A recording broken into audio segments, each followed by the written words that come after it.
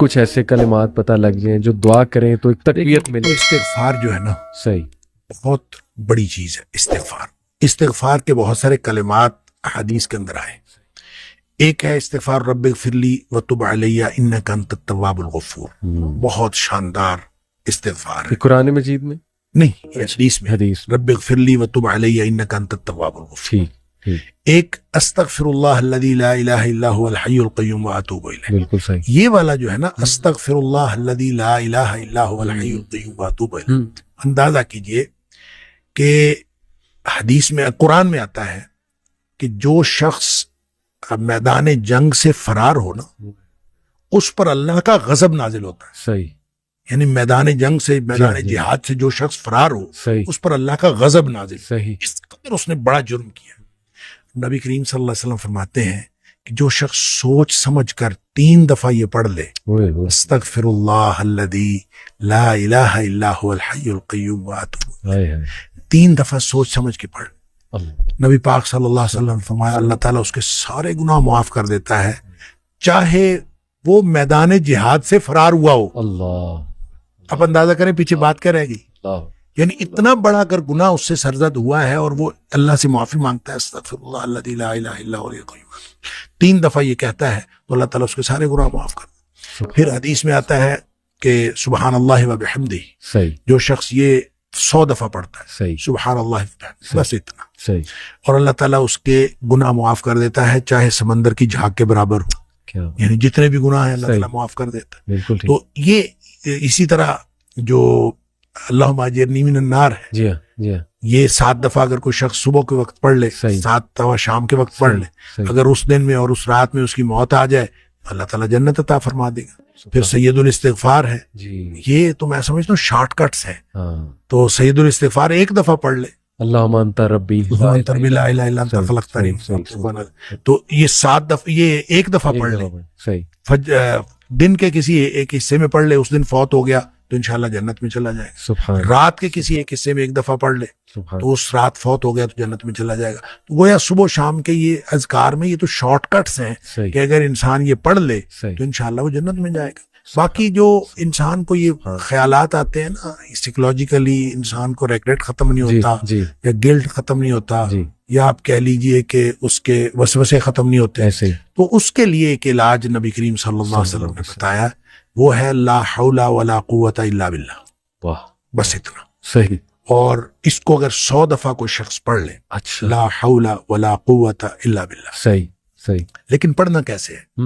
پڑھنا اس طرح نہیں ہے کہ آپ بس پڑھتے جائیں. یہ ہے کیا لا حول ولا قوت الا باللہ اصل میں کیا ہے؟ صحیح. حول کا معنی بھی قوت ہے اور قوت کا معنی بھی قوت ہے. لا حول ولا قوت یوں کہہ لیجئے نہ کوئی اجتماعی طاقت نہ کوئی انفرادی طاقت الا باللہ سوائے اللہ کے. اللہ. یا نہ گناہ چھوڑنے کی طاقت نہ نیکی کرنے کی طاقت صحیح. الا باللہ. یعنی یا تو ایک کو پازیٹیو بنا لے ایک کو نیگیٹو بنا لے یا ایک کو اجتماعی یا ایک کو انفرادی. صحیح. اب اللہ کے سامنے اس کو اپنا مسئلہ سمجھ کے نا اپنا جو بھی مسئلہ ہے وہ سوچے صحیح. اور سوچ کے اپنے اللہ کے سپرد کر دے. یا اللہ میری تو کوئی طاقت نہیں نہ انفرادی نہ اجتماعی الا باللہ. ہاں تو عطا فرمائے طاقت تو ہو سکتی ہے. یوں میں اس کو کہتا ہوں یہ بے بسی کا کلمہ ہے. بے بس آدمی اپنے اللہ کے سامنے بے بسی کا اظہار کرے اس کلمے کے ذریعے. صحیح صحیح.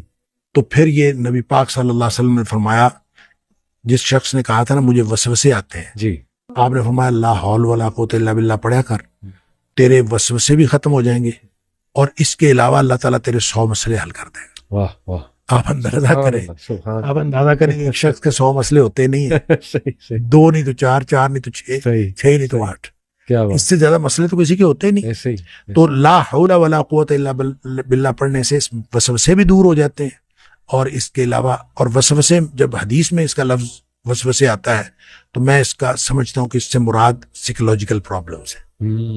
تو جتنے سائیکولوجیکل پرابلمز ہیں وہ اس سے حل ہو جاتے ہیں. خوبصورت. اللہ کا ذکر ہر اعتبار سے بہترین ہے لیکن بعض تو بالکل ایسے ہیں جیسے وہ تیر بہدف ہے. کیا بات. تو اور یہ شیخ اس کو جنت کے خزانوں میں سے بھی بالکل اس کو لا حول ولا قوت الا باللہ اس کو نبی اکرم صلی اللہ علیہ وسلم نے جنت کے خزانوں میں سے خزانہ بھی قرار دیا.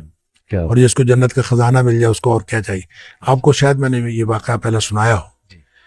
میرے والد صاحب رحمۃ اللہ علیہ بہت زیادہ ذکر کیا کرتے تھے جوانی میں، صحیح. اور ہماری دادی بھی بتایا کرتی تھی کہ یہ محی الدین بڑا ذکر کیا کرتا تھا.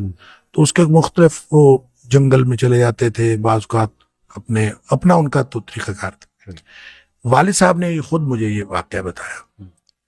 وہ کہتے ہیں کہ مجھے ایک دفعہ یہ حدیث نظر سے گزری کہ جنت کے خزانوں میں سے خزانہ ہے لا حول ولا قوت الا باللہ. تو کہتے ہیں میں نے اس کے بعد باقی سارا ذکر جو ہے کم کر دیا. اچھا. تو سب سے زیادہ اسی کو پڑھا لا حول ولا قوت. کیا کہتے ہیں میں نے یہ سوچا کہ جس کو جنت کا خزانہ مل جائے اس کو اور کیا چاہیے. تو کہتے ہیں میں نے صبح و شام کثرت کے ساتھ لا حول ولا قوت الا باللہ لا حول، بس یہی.